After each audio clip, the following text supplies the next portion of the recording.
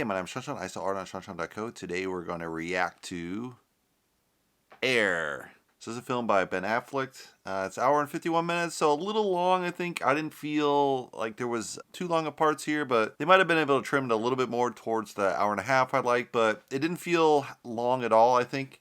Actors are Matt Damon plays Sonny Vaccaro. He's the basketball expert on the Nike team. Jason Bateman plays Rob Strasser, kind of the marketing guy on the basketball team for Nike and more realistic. Ben Affleck plays Phil Knight, the CEO of Nike. Chris Messina plays David Falk, Michael Jordan's agent, who's kind of a self-dealing kind of guy. Viola Davis plays Deloris Jordan, the mother of Jordan. Julius Tennon plays James Jordan, the father of Michael Jordan. So the story is, Nike is very much struggling in the basketball side of the business, and the CEO is even considering shutting down the division. Their really strength at this time is just running shoes. The whole corporate team are basically runners, but they really don't know much about basketball. And this crazy basketball scout on the team, Sonny, has an idea to get Michael Jordan, and just use only one player to boost the new Nike brand of tennis shoe. And because normally they bet kind of on third tier players, but it's not working out at all doing that strategy. And the board is kind of influencing a lot how Phil Knight is stuck with substandard strategy to keep the board happy. So there's a lot of drama there, and Converse and Adidas are making big pitches to Michael Jordan. So it just seems like it is impossible to get Jordan into Nike. So that's kind of the set of the story. Looking back at the film, I love having the deal of Phil Knight. I read Shoe Dog, which is the biography of Phil Knight and how he built the earlier part of the company from the ground up. Not so much about the basketball side of the business, but more the earlier beginnings. So it's interesting to see how that plays out in the later stage of Nike kind of launching into basketball. I kind of wish they had shown a little bit of snippets of Phil Knight and his top execs running, because if you know anything about Nike, the top execs were runners and they would always go on long runs, and it was kind of the core center of the business. So it's kind of interesting how the marketing guy and Sonny Vaccaro is totally out of shape.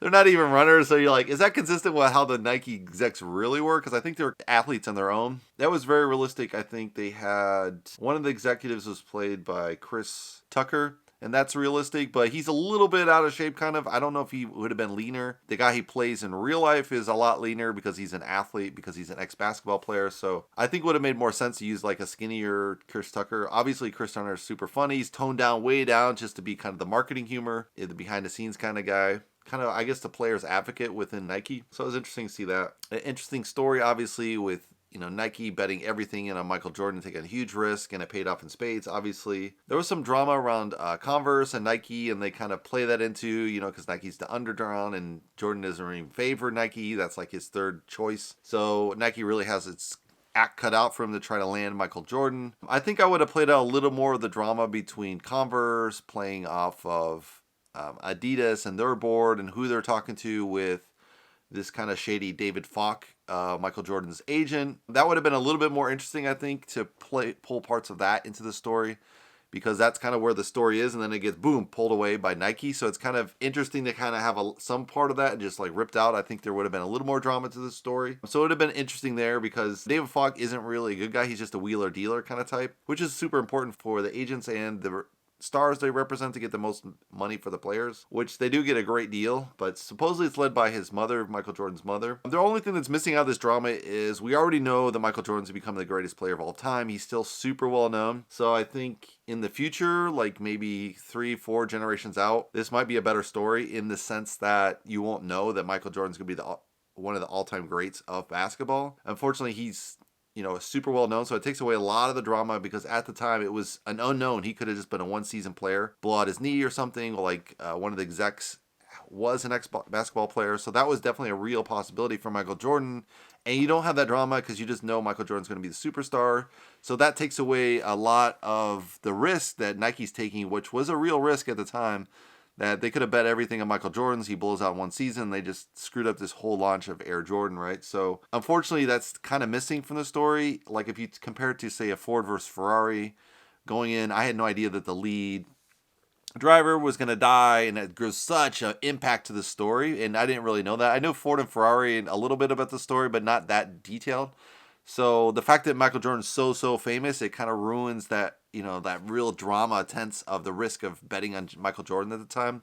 And it was a risk, it was just like you're looking for that star player. It could be a rookie, and everyone knows from any sports star, NBA, NFL, hockey, whatever it is, there's people that are great and then they just get injured in their first season. They're done, even if they would have been the greatest player of all time. I like how they build around the drama and around the deal, so that was really fun. The term sheet part was a little bit simple. It would have been kind of nice to see it. I used to work on term sheets myself, so it would have been interesting to see a little bit of the financials. Obviously, they want to skim it down because it's more of a visual medium, so you don't want to really show numbers and get people lost. But every big deal like this would have number sheets, and it would be interesting to see a little bit of that, I think, in the story. I don't think the audience is that stupid that they wouldn't be able to understand the basics of it. So that would have been kind of nice to see a little bit, especially when they present the deals and the numbers. It would have been nice to see those numbers and be like, oh my God, Nike's going to lose the deal because they matched. So if they would have showed the numbers in real, I think that would have been kind of interesting. Also, they could have symbolized that with maybe chalk figures, or I mean, they're using the computers, which are legit at the time. But maybe they could have chalked the deal on a chalkboard and be like I think they did that in some movie about a math genius, and he does it all on a clear side so you can visually see it.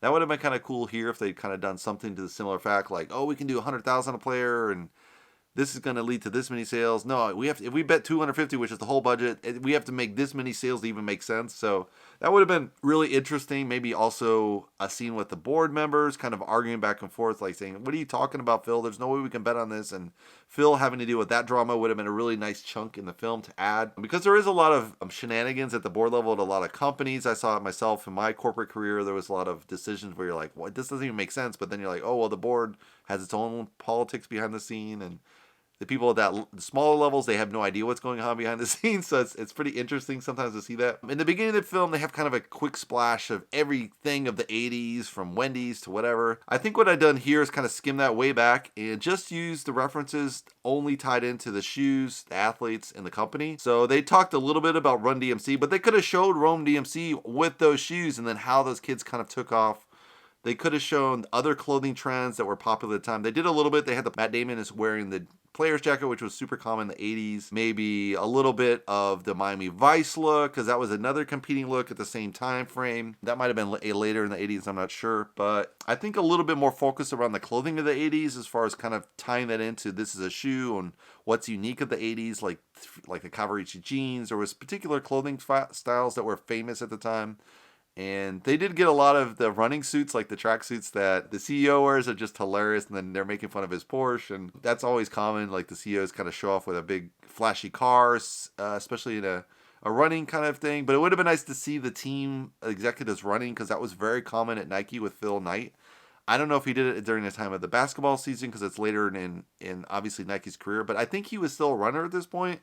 So it would have been kind of cool to see them running through Portland through the rain or something. You know, this is brutal ass weather that's in Portland with the rain, and that would have been really cool to see. So yeah, I would have just cut back a little bit in the flash of 80s, everything 80s, and just dial it into the clothing, the shoes, and kind of what were the shoe trends at the time. That would have been a much cooler thing, like looking someone obsessed with the shoes walking down the street, and then what did kids think? Because I had some super cool ass shoes in the 80s that I remember, and you know, there was K-Swiss, which is still around. There was the Converse, which is super popular with that Run DMC and some other, and then how people put the shoelaces in, and how Nike would be like, oh, what do we think of this? This isn't even our flavor.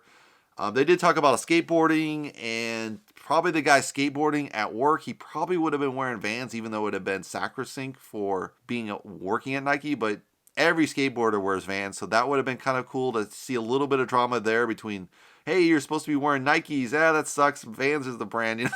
Like, that drama would have been great to add in there and just cut back on that, like, where's the beef stuff, which I love that, but it just doesn't have anything to do with the shoes. So more of the drama around the clothing that's tied specifically to shoes would have been great. I think they could have really tied it in there. And some of the branding that comes off of Nike, I mean, they're obviously known for the running shoes, but they had the jackets, they had other stuff. To see some of those, you know, what Converse was wearing that was cool, and what was, you know, Puma was wearing, who made Puma popular, and just kind of those other brands that show like, oh, this is what we're worried about. What are we going to do here? This is a fashion brand. This is a sports brand. What do we, you know, that's kind of the drama I would have put into it, because it is around shoes, so you got to focus around shoes.